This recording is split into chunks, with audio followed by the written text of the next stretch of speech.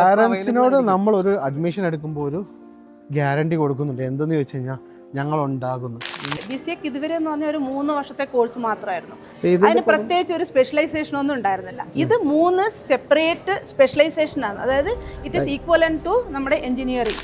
നമസ്കാരം, ഞാനിന്ന് നിൽക്കുന്നത് ബാംഗ്ലൂരിലെ ഒരുപാട് മലയാളി വിദ്യാർത്ഥികൾ പഠിക്കുന്ന സാംബ്രം ഗ്രൂപ്പ് ഓഫ് ഇൻസ്റ്റിറ്റ്യൂഷൻസിലാണ്. അപ്പോൾ ഇവിടെ ഒരുപാട് കാര്യങ്ങളുണ്ട് നിങ്ങൾക്ക് കാണാനായിട്ട്. എങ്ങനെയുണ്ട് കോളേജ്, എങ്ങനെയാണ് ടോട്ടൽ ഇൻഫ്രാസ്ട്രക്ചർ എങ്ങനെയുണ്ട്, അതുപോലെയുള്ള ഒരുപാട് കാര്യങ്ങൾ നമ്മളിന്ന് നോക്കുന്നുണ്ട്. അപ്പോൾ എൻ്റെ കൂടെയുള്ളത് ഈ ഒരു കോളേജിൻ്റെ അഡ്മിഷൻ കോർഡിനേറ്റർ ആയിട്ടുള്ള സജോ സാറാണ്. നമസ്കാരം സജോ സാർ. നമസ്കാരം, വെൽക്കം. അപ്പോൾ നമുക്ക് ആദ്യം തന്നെ ഈ ഒരു കോളേജിൻ്റെ ടോട്ടലി കാര്യങ്ങളിലേക്ക് കടക്കാം. എന്താണ് Sambhram group of institutions? Sambhram group of institution എന്ന് പറയുന്നത് നമ്മൾ ഒരു 34 ഇയേഴ്സ് അക്കാഡമിക് എക്സലൻസ് ഉള്ള ഒരു ഗ്രൂപ്പ് ഓഫ് ഇൻസ്റ്റിറ്റ്യൂഷൻ ആണ്.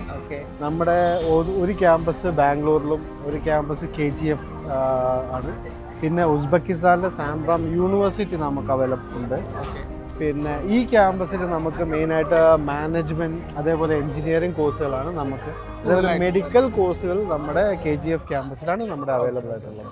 അപ്പോൾ ഇതിനകത്ത് ഏറ്റവും കൂടുതൽ ഡിമാൻഡുള്ള കോഴ്സ്, ഒരുപാട് വിദ്യാർത്ഥികൾ വരുന്ന കോഴ്സ്. ഡിമാൻഡ് എന്ന് പറയുമ്പോൾ ഇപ്പം നമ്മുടെ കോളേജിൽ കമ്പ്യൂട്ടർപരമായിട്ടുള്ള BCA അതേപോലെ എഞ്ചിനീയറിംഗിൽ വരുമ്പോഴത്തേക്ക് ANML, DS, സൈബർ സെക്യൂരിറ്റി, അതേപോലെ CS, IS ഇതൊക്കെയാണ് ഡിമാൻഡ്. അറ്റ് സെയിം ടൈമിൽ ഏവിയേഷൻ നമുക്കൊരു ഡിമാൻഡ് കേരളത്തിൽ നിന്ന് കൂടുതൽ കുട്ടികൾ ചൂസ് ചെയ്യുന്ന ഒരു കോഴ്സാണ്. അപ്പോൾ BCAയുടെ കാര്യത്തിലേക്ക് വരുമ്പോൾ എന്തെല്ലാം കാര്യങ്ങളാണ്? BCAയിൽ വരുമ്പോൾ നമുക്ക് ഏകദേശം നമ്മുടെ ഒരു 10-12ഓളം സർട്ടിഫിക്കേഷൻസ്, ആഡ് ഓൺ സർട്ടിഫിക്കേഷൻസ് നമ്മൾ കൊടുക്കുന്നുണ്ട്. അപ്പം ഇതിൽ 12ഓളം സർട്ടിഫിക്കേഷൻ എന്ന് പറഞ്ഞാൽ ഒരു കോഴ്സിൽ തന്നെ ഒരു 3 to 4 ആഡ് ഓൺ സർട്ടിഫിക്കേഷൻസ് ആണ് നമ്മൾ കൂടുതലായിട്ട് കൊടുക്കുന്നത്. പിന്നെ അതേപോലെ തന്നെ പ്ലേസ്മെൻറ്റ് ട്രെയിനിങ്, അതേപോലെ ലാംഗ്വേജ് ട്രെയിനിങ്. കാരണം നമ്മൾ ഏറ്റവും കൂടുതൽ പ്ലേസ്മെൻറ്റിൽ നമ്മൾ ഫോക്കസ് ചെയ്യുമ്പോൾ നമ്മൾ നമ്മുടെ കുഞ്ഞുങ്ങളിൽ നിന്ന് നമുക്കൊരു ഇത് വന്നിട്ടുള്ളത് ലാംഗ്വേജ് ആണ്. ലാംഗ്വേജ് ഒരു ബാരിയർ ആയിട്ട്. അതെ. അപ്പോൾ ഇൻ്റർവ്യൂ പാനലിലേക്ക് പോകുമ്പം പല കുട്ടികൾക്കും കഴിവുണ്ട്, അവരുടെ കഴിവുകളെ അവർക്ക് എന്ത് ചെയ്യാൻ പറ്റുന്നില്ല, അതെ പറ്റുന്നില്ല. അപ്പോൾ അതുകൊണ്ട് നമ്മൾ എന്ത് ചെയ്യുന്നു എന്ന് വെച്ച് കഴിഞ്ഞാൽ അവർക്ക് സ്റ്റാർട്ടിങ് നമ്മൾ ഫസ്റ്റ് സെം മുതലേ ലാംഗ്വേജ് ട്രെയിനിങ് കൊടുക്കുന്നുണ്ട്. ഇത് എല്ലാം കൂടി ആകുമ്പോഴത്തേക്ക് നമുക്ക് ലാസ്റ്റ് ഇയർ കഴിഞ്ഞ പ്രാവശ്യം നമുക്ക് ഏറ്റവും 20 lakhs വരെ നമുക്ക് പ്ലേസ് ചെയ്യാൻ പറ്റിയിട്ടുണ്ട്. എല്ലാ കുട്ടികൾക്കും അല്ല പറയുന്നത്, ഇതിൽ 6 lakhs പോയവരുണ്ട്, 15 lakhs പോയവരുണ്ട്, 14, 13, 12 അങ്ങനെ പല പാക്കേജുണ്ട്. ഹയസ്റ്റ് ആയിട്ട് നമുക്ക് 20 lakhs വരെ കൊടുക്കാൻ പറ്റിയിട്ടുണ്ട്. അത് നാട്ടിലൊക്കെ പഠിക്കുമ്പോൾ ഇത്ര ഇംഗ്ലീഷിൽ സംസാരിക്കാൻ ആ ഒരു ഫ്ലുവൻസി ഒന്നും കിട്ടാത്തതുകൊണ്ട് ടെൻഷൻ അടിക്കേണ്ട കാര്യമൊന്നുമല്ലേ ഇവിടെ വന്ന്. അത് നമ്മൾ പല ലാംഗ്വേജ് ഉള്ള കുട്ടികൾ നമ്മുടെ ക്യാമ്പസിലുണ്ട്. അപ്പോൾ അവരൊക്കെ ആയിട്ട് മിംഗിൾ ചെയ്യും. ഏതൊരു ഭാഷയാണെങ്കിൽ പോലും നമ്മൾ എന്ത് ചെയ്യുക, ഇപ്പം സംസാരിച്ചാലേ നമ്മൾ പഠിക്കുകയുള്ളൂ. ഇപ്പം നമ്മുടെ നാട്ടിൽ ബംഗാളികൾ വന്ന് 6 മാസം കൊണ്ട് മലയാളം പഠിക്കുന്നത് ശരിയല്ലേ? അപ്പം അവർ ഏറ്റവും ഇംഗ്ലീഷിനേക്കാളും കഷ്ടമുള്ള ഒരു ഭാഷയാണ് ഏത്? മലയാളം എന്ന് പറയുന്നത്. അത് 6 മാസം കൊണ്ട് അവർക്ക് പഠിക്കാൻ പറ്റുന്നുണ്ടെങ്കിൽ നമ്മൾ ഒന്നുമില്ലെങ്കിലും LKG മുതൽ നമ്മൾ ഇംഗ്ലീഷ് അത്യാവശ്യം അറിയാവുന്നതല്ല. അപ്പം 100% അത് പിള്ളേർ ഇവിടെ വന്ന് മിംഗിൾ ചെയ്ത് പല ഭാഷക്കാരോട്ട് സംസാരിക്കുമ്പോഴേ ഇനിയിപ്പോൾ എന്തൊക്കെ ചെയ്താലും സംസാരിച്ചാൽ ഏതൊരു ഭാഷയും നമുക്ക് പഠിക്കാനായിട്ട് പറ്റില്ല. അപ്പോൾ ഞാൻ ചോദിച്ചോട്ടെ, ഇപ്പോൾ ഏവിയേഷൻ്റെ കാര്യം പറഞ്ഞല്ലോ, ഏവിയേഷൻ്റെ കാര്യങ്ങളൊക്കെ എങ്ങനെയാണ്? ഏവിയേഷൻ എന്ന് പറയുമ്പോൾ നമുക്ക് ഏവിയേഷൻ എന്ന് പറഞ്ഞ കോഴ്സിനകത്ത് തന്നെ നമ്മൾ വെറും ഏവിയേഷൻ അല്ല കൊടുക്കുന്നത്. ഏവിയേഷൻ്റെ കൂടെ തന്നെ നമ്മൾ ട്രാവൽ ആൻഡ് ടൂറിസം കൊടുക്കുന്നുണ്ട്. അതിൻ്റെ കൂടെ ആഡ് ഓൺ ആയിട്ട് ദ സെയിം ടൈമിൽ ക്യാബിൻ ക്രൂ കൊടുക്കുന്നുണ്ട്, സർട്ടിഫിക്കേഷൻ പ്രോഗ്രാം. അതേപോലെ തന്നെ ലോജിസ്റ്റിക്സ് ആൻഡ് സപ്ലൈ ചെയിനും കൊടുക്കുന്നുണ്ട്. ഏവിയേഷൻ ഡിപ്പാർട്ട്മെൻറ്റിൽ വരുമ്പോഴത്തേക്ക് നമ്മുടെ HOD, അതാണ് നമ്മുടെ ഒരു ഹൈലൈറ്റ് ആയിട്ട് തന്നെ പറയാൻ പോകുന്നത്.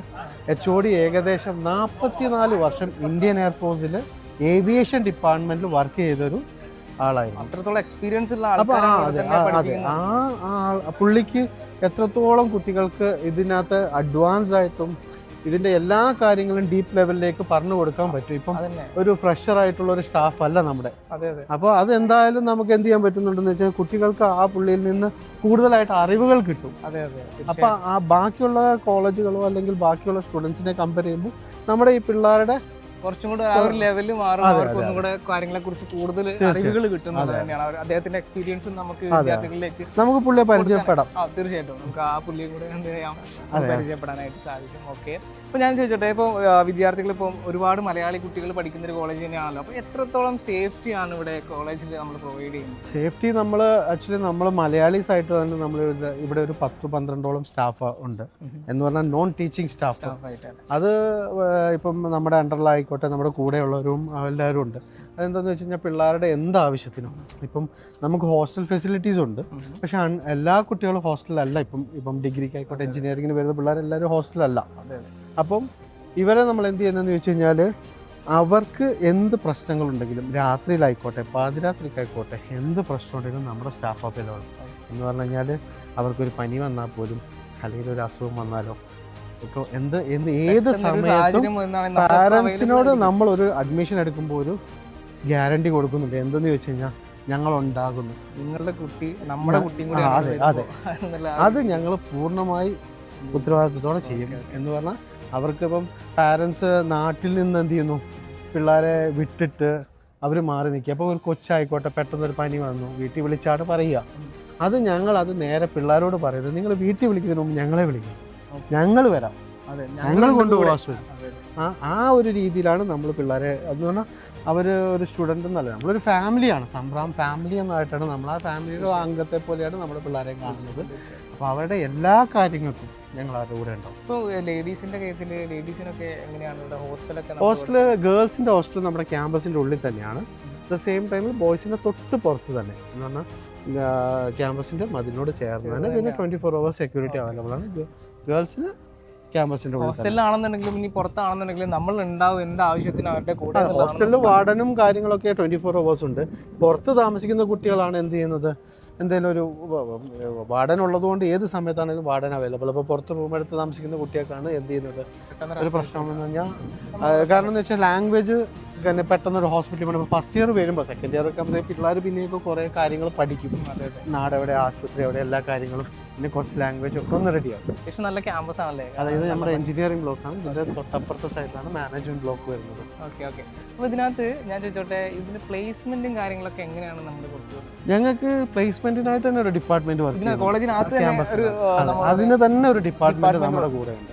ഓക്കെ. അപ്പം അവരുടെ ജോലി എന്ന് പറയുന്നത് ടോട്ടലായിട്ട് നമ്മുടെ പിള്ളേർക്ക് കമ്പനീസിനെ കൊണ്ടുവരിക, ഇന്റർവ്യൂവിന് അവർക്ക് ഓപ്ഷൻസ് കൊടുക്കും, ഇന്റർവ്യൂ കൊണ്ടുവരിക എന്നുള്ളതാണ്. പിന്നെ ഇന്റർവ്യൂ ക്രാക്ക് ചെയ്യേണ്ടത് നമ്മുടെ സ്റ്റുഡൻസ് ആണ്. അതൊരിക്കലും കോളേജിന് നമുക്ക് എന്ത് ചെയ്യാൻ പറ്റില്ല, നിങ്ങൾക്ക് 100% ജോലി വാങ്ങിത്തരാമെന്ന് പറയാൻ പറ്റില്ല.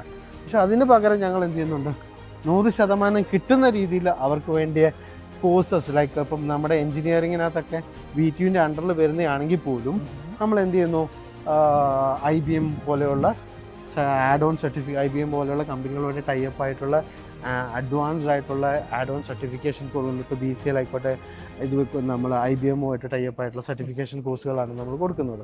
അപ്പോൾ അതിൻ്റെ ഗുണം എന്താണെന്ന് വെച്ച് കഴിഞ്ഞാൽ കുറച്ചും കൂടി അഡ്വാൻസ്ഡ് ആയിട്ടുള്ള ഇപ്പോഴത്തെ കറണ്ട് നൗ മാർക്കറ്റിൽ എന്താണ് അവൈലബിൾ ആയിട്ടുള്ള ആ കാര്യങ്ങൾ മുഴുവൻ നമുക്ക് കൊടുക്കുന്നതുകൊണ്ട്. പിന്നെ അതേപോലെ ലാംഗ്വേജ് ഞാൻ പറഞ്ഞില്ല, ലാംഗ്വേജിൻ്റെ കാര്യം പറഞ്ഞു, ഇതെല്ലാം കൂടി ആകുമ്പോഴത്തേക്ക് പിള്ളേർ ഏകദേശം പ്ലേസ്ഡ് ആവാൻ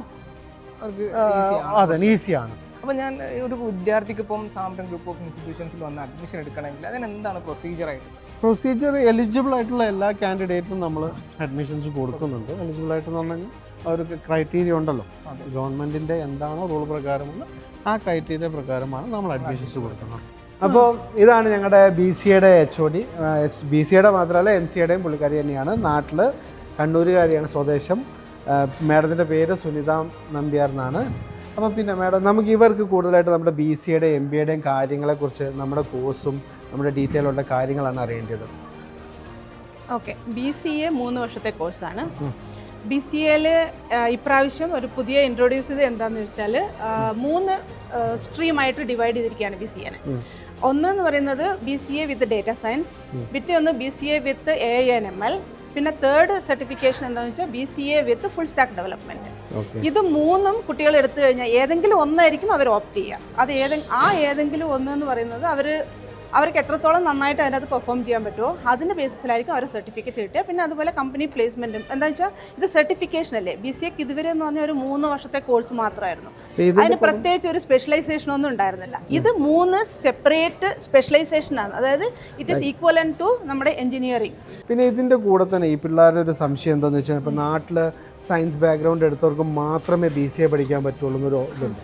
നമ്മുടെ കോളേജിൽ ഓൾറെഡി ഇപ്പം ആർട്സിലുള്ളവരുണ്ട്, കൊമേഴ്സിലുള്ളവരുണ്ട്. അപ്പോൾ ഇവർ ഈ കോഴ്സ് എങ്ങനെ, ഇപ്പം നാട്ടിലുള്ള അത്രയും ബുദ്ധിമുട്ടാണോ, അതോ ഇവരെങ്ങനെ ഇത് നമ്മൾ അവരെ ഏത് രീതിയിൽ നമ്മൾ അവരെ റെഡിയാക്കി എടുക്കുന്നത്? ഇല്ല, BCA ഭയങ്കര ഈസി ആയിട്ടുള്ള ഒരു കോഴ്സാണ്. ഒരുപാട് ടഫായിട്ടുള്ള സബ്ജക്ട്സ് ഒന്നും അതിനകത്ത് ഇൻട്രൊഡ്യൂസ് ചെയ്തിട്ടുമില്ല. ബേസിക് പ്രോഗ്രാമിംഗ് കോൺസെപ്റ്റാണ് ഉള്ളത്.